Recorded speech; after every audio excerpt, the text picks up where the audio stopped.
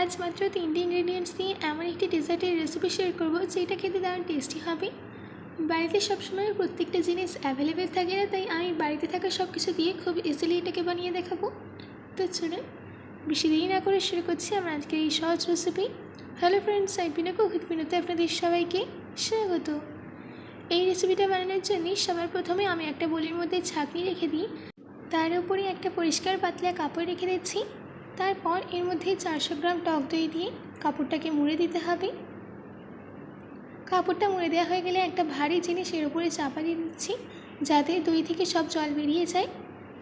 এবার আমি এইদিকে নিয়েছি 3টে পাকা আম, ওজনে 500 গ্রাম। এবার আমি আমের সামনের অংশটাকে কেটে দিয়ে আমটাকে কেটে নিচ্ছি। তারপর একটা চামচের সাহায্যে এইভাবে আমের পাল্পটাকে বের করে নিতে হবে। সব আমের পাল্প বের করে নেওয়া হয়ে গেছে। এবার একটা গ্রাইন্ডিং জার নিয়ে তার মধ্যে এই আমের পাল্পগুলোকে দিয়ে দিচ্ছি। এবার এটার একটা ফাইন পেস্ট রেডি করে নিতে হবে। দেখুন পেস্টটা রেডি হয়ে গেছে। এবার আমি আপনাদেরকে বাড়িতে কীভাবে কনডেন্স মিল্ক বানানো যায় সেটাই দেখাবো। তার জন্য একটা কড়াইয়ের মধ্যে আমি দিচ্ছি 500 ml দুধ। দুধটা দেওয়ার পর দুধটাকে অনবরত নাড়তে হবে আর দুধের মধ্যে একটা বয়েল আসা অবধি ওয়েট করতে হবে।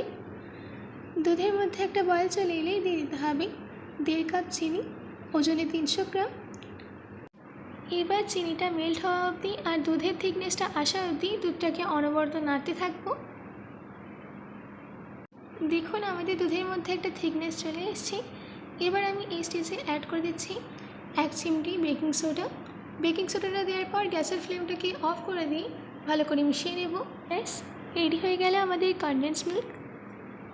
এইদিকে আমাদের দই থেকে সব জল বেরিয়ে গেছে। এবার আমি এই দইটাকে একটা বোলের মধ্যে ট্রান্সফার করে দিচ্ছি। তারপর একটা হুইস্কারের সাহায্যে এই দইটাকে ভালো করে ফেটিয়ে নিতে হবে।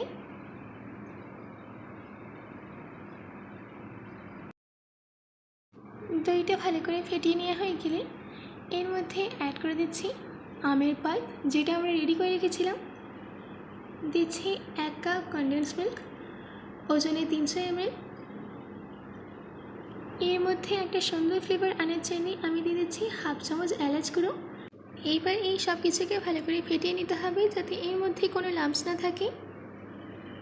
দেখুন আমাদের এখানে ভালো করে ফেটিয়ে নেওয়া হয়ে গেছে। এবার একটা কেক টিন নিয়ে তার উপরে তেল ব্রাশ করে দিচ্ছি। তারপর এর উপরে একটা বাটার পেপার রেখে দিয়ে বাটার পেপারের ওপরেও একটু তেল গ্রিস করে দিচ্ছি। এবার ব্যাটারটাকে এর মধ্যে দিয়ে দিতে হবে।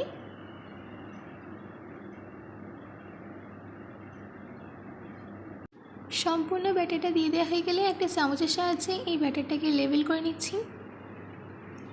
এবার একটু ট্যাপ করে নিতে হবে।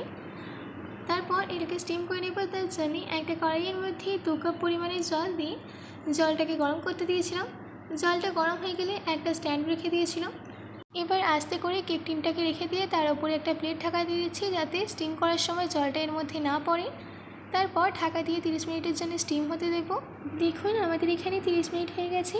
ঢাকাটাকে খুলে নিয়ে এর উপর থেকে প্লেটটাকে সরিয়ে নিচ্ছি।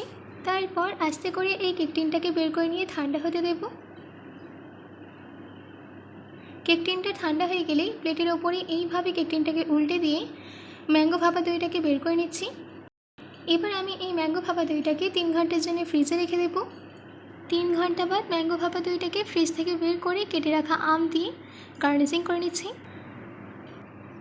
আর দিচ্ছি পেস্তা কুচি, আর সব শেষে গোলাপের পাপড়ি ছিঁড়ে দিয়ে দিচ্ছি। ব্যাস রেডি হয়ে গেছে আমাদের ম্যাঙ্গো ভাপা দই।